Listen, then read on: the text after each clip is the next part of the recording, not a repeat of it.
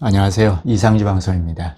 이 시간은 성경이 역사책이다 하는 것, 이것이 무슨 뜻인지 말씀드리겠습니다.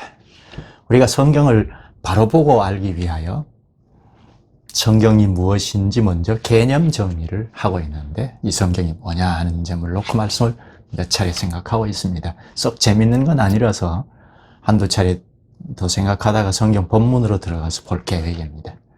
본문에서 꼭 생각할 것을 쭉 보다가 다시 성경이 뭔지 개념 정리 차원에서 생각하면 좀 더 쉬울 것입니다.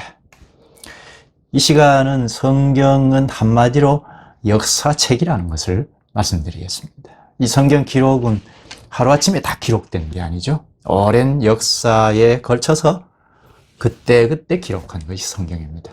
단번에 전부 다 기록하면 안 됐을까요? 성경은 구속 역사를 따라가면서 그때그때 기록된 거잖아요. 지금부터 방송을 보실 때 이 구속과 계시, 요게 붙어 있다는 것을 생각하고 보시면 좀 이해가 쉬울 겁니다. 하나님이 자신이 어떤 분이신지를 나타내실 때, 계시하실 때 구속의 역사가 쭉 진행이 되고, 거기에 병행해서 따라서 하나님 자신이 어떤 분인지 나타내셨습니다. 계시하셨습니다.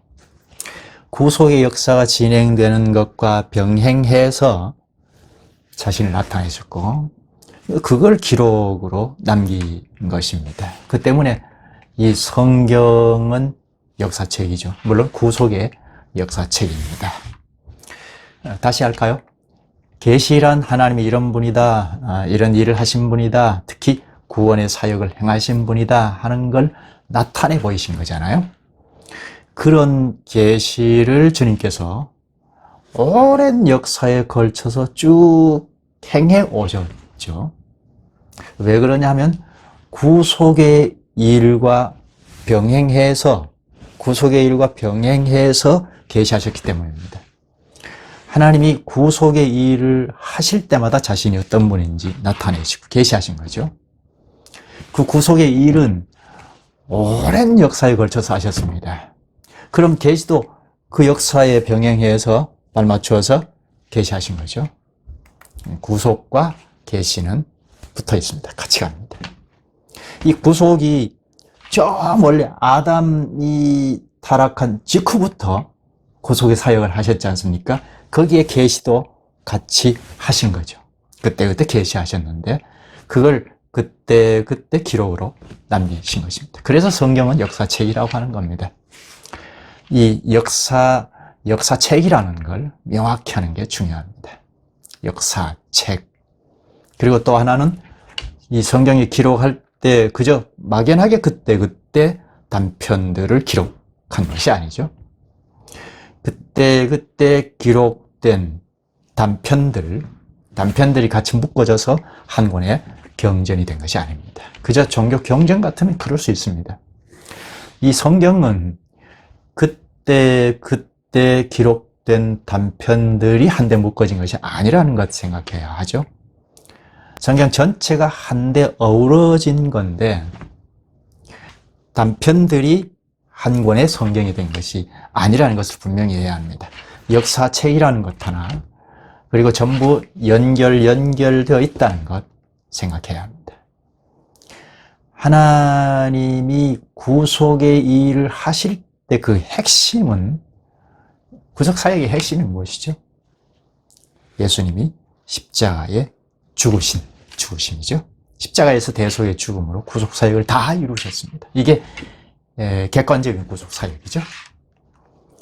나와 상관없이 구속의 일을 다 행해 놓으셨습니다. 십자가에서 다 이루어졌습니다. 그런데 이 십자가에서 이루신 구속의 일을 저 멀리 두고 아담이 타락한 직후부터 사역을 행해 오셨습니다. 시작하셨습니다. 그럼 그때는 저 십자가 대속 사역을 멀리 두고 있으니까 멀리 일어날 구속의 일을 예상하고 주님께서 십자가의 효력을 끌어당겨서 입혀주셔서 그때 구원할 자를 구원하셨습니다. 아담이 타락한 직후부터 구속사역을 행하여 오신 것입니다. 그러니까 계속 오랜 역사에 걸쳐서 구속사역을 행해 오신 거죠. 그게 구속의 역사이죠. 그게 객관적인 구속의 역사. 이것이 진행이 될 때 그 당시 구원할 자들은 다 구원해 내시고 구원에 참여케 하셨습니다. 그런 구속의 일을 하실 때 하나님 자신을 알리신 겁니다. 계시죠? 자신이 어떤 분인지, 또 어떻게 구원하시는지, 구원하셔서 무엇하라고 하시는지 이런 것을 쭉 알리신 거죠. 계시죠? 따라서 이 계시도 타락한 최초 사람 아담 때부터 계시하셨는데 이 구속의 역사가 시작될 그때부터 계시도 같이 병행해서 하셨습니다. 구속의 일을 하실 때 주께서 그때 계시하셨습니다. 그 기록도 그때 하신 건데요. 그게 성경이죠. 그러면 이 기록한 성경 계시는 구속 역사 기록이죠. 역사책이죠. 그렇다면 이 성경 말씀이란 하나님이 어떤 분인가, 어떤 목적을 가지고 인생을 구원하시는가, 인생을 어떻게 해야 하느냐 하는 이 구원과 직접 간접 관련된 걸 가르쳐 주시려고 기록된 겁니다. 성경으로 기록한 겁니다. 이게 성경 계시죠. 여기 구원이라고 할 때는 이 구원이 인류 전체를 한 번에 다 완성해버린 건 아니잖아요. 그렇게 할 수 없죠. 창조 때부터 저 그리스도의 재림, 그리고 그 이후의 영광의 세계, 이걸 다 생각하면 이 구원이 매우 긴 역사이죠. 역사적이죠. 물론 그리스도는 십자가에서 우리의 구원을 이루셨습니다. 그 핵심 구원 사역을 저 멀리 둔 아담 때부터 구속의 일을 알리시고 계시하셨습니다. 물론 그때는 지금과 비교하면 희미하게 알리신 건데요. 그렇게 알리시고 알리시다가 드디어 십자가의 사역으로 밝히 드러내셨는데, 이렇게 구속의 사역이 역사적입니다. 우리의 구원을 생각해도 그렇습니다. 우리는 지금 구원되어서 전진하죠. 그러나 단번에 완전히 완결되어 버린 건 아니죠. 예수 믿으니까 구원 끝 하는, 이건 아주 천박한 구원론입니다. 마치 중세 때 면죄부를 막 파는 것과 같은 아주 잘못된 구원론이죠. 우리가 이미 예수 그리스도 안에서 구원됐으나 아직은 바로 천당으로 올라가 버린 건 아니잖아요. 예수를 믿고 그리스도와 연합한 교회에 참여해서 그리스도의 분자로 교회에 속하여 살아갑니다. 이게 천국적 발걸음이죠. 하나님 나라 삶입니다. 구원의 백성으로 살아가는 겁니다. 그러나 아직 저 영광의 나라는 미래에 있죠. 완전히 완결되는 구원은 저 먼 미래에 남아 있습니다. 이처럼 구원 자체가 긴 역사 과정이 있습니다. 역사적인 성격이 있습니다. 개인 구원도 그런데 객관적인 구속의 역사, 구속의 사역도 역사적인 성격을 갖습니다. 주께서 십자가 사건을 놓고 이미 저 아담부터 구속의 일을 시작하셔서 계속하여 역사를 따라 구속해 오셨습니다. 이 십자가 사역을 저 멀리 두고 미리 알리시고 당시 구원할 자를 참여시키고 하신 것입니다. 그런 구속의 역사와 계시도 그 구속의 역사와 병행해서 하셨으니까 이 계시도 역사적인 성격을 갖습니다. 이것을 기록한 성경 계시도 역사적입니다. 그러니까 성경은 역사책이죠. 구속 역사의 책입니다.